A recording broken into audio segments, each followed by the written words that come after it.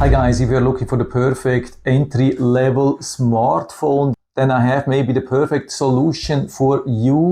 It comes with a very modern Android 14 Go operating system. It's not a normal standard Android version, it's the Go version, which is made for smaller memory sizes, but actually we don't even have a small memory size. So in combination we could have a super fast entry-level smartphone here. The storage is 8 GB, so we have 8 GB of RAM and 64 GB of ROM to store games, apps, whatsoever.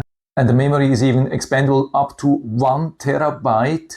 And as ports we have a 3.5mm audio jack, which is rather hard to find, an awesome thing, especially for example for teenagers, so you can still use their normal headphones. We have a dual SIM card with 4G support. We have AI face unlock, and we have a very large 5000 milliamps battery, which is even larger than the top models from Samsung and Apple in 2024. The large 6.75 inches display has a decent resolution of 1600 by 720 with a modern 20:9 ratio, and we have even a triple camera setup here. UMIDIGI, a really solid brand. I've already tested a couple of their devices and all of them have been working really good. And so here is what we get. So we get the phone and we get a modern USB-A to USB-C charging cable. Comes even with a power brick, also with a SIM card remover and an instructions manual. And we get the phone as a complete set with the screen protector and even with a beautiful case. So we can remove the protector. Case is easy removable. And it's an absolute beauty. Watch this really nice matte modern design. Cameras a little bit elevated, but when we have the case on, the cameras are nicely protected here. Volume up down on the right side protected. Open headphone jack on the top. SIM card tray on the left top. Charging port down here with a speaker and the microphone opening. And so we see the logo when we start it. Easy to set up with the pre-installed Android, and I've been using it now for a day and you can see how smooth it works, especially desktop, but of course also within the app. You can use the normal apps. Here I'm using the weather radar, and so you can see I can normally use this slider back and forth, but of course it's not recommended for 3D gaming or other high performance things, but for normal standard things. You can see here even Google Photos, how smooth I can scroll through everything. You can see we have all the settings, everything which you're used to. And so for example, we can also change how we want to control it. We even have some glove modes, gesture control, or the 3-button navigation. If you're still used to this one here, but also the gesture navigation works really nice, and the camera has a lot of options. We have a panorama mode, we have the video, even with some zooming. Maximum resolution is 1080p with 30 frames, and there's even some basic video stabilization, but of course the effect is limited. We have the normal picture, so we can choose from different picture sizes like 4:3 or full size, which is 20:9 or 1:1. We have also portrait, we have a night mode, which definitely helps when it's dark outside. I've tried this already and it improved the picture quality a lot. We have even a pro mode, for example, the white balance. So we have some predefined settings, but you can also adjust it from 2800 to 7000. Also worked nicely, and we have even more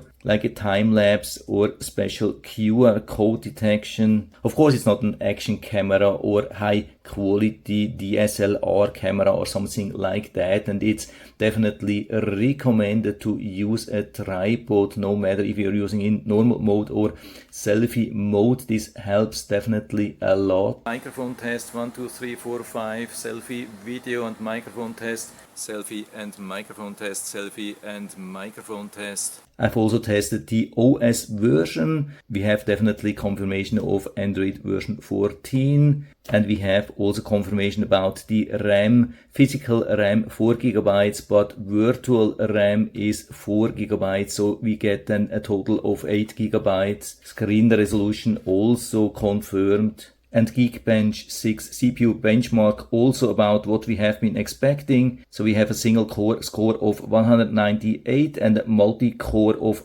845. Of course not comparable to latest Samsung Galaxy or so, but this is not what we want to achieve. But on the other side, we have very, very good battery runtime. I'm on day 2 and I'm still on 83%. So I think we can easily achieve multiple days with one battery charge. We even have a pretty fast face unlock. You can see I turn this on. I can do this multiple times. And we also have a decent keyboard built in, even with automatic word prediction, which allows to type us really fast and efficiently. Also browsing with Google Chrome works really nice. You can see how smooth we can scroll here up and down. We even have a built-in FM radio, but of course we need to have headphones plugged in to be used as an antenna. So I would say the overall experience for an entry-level phone is really not bad, and the touch and feel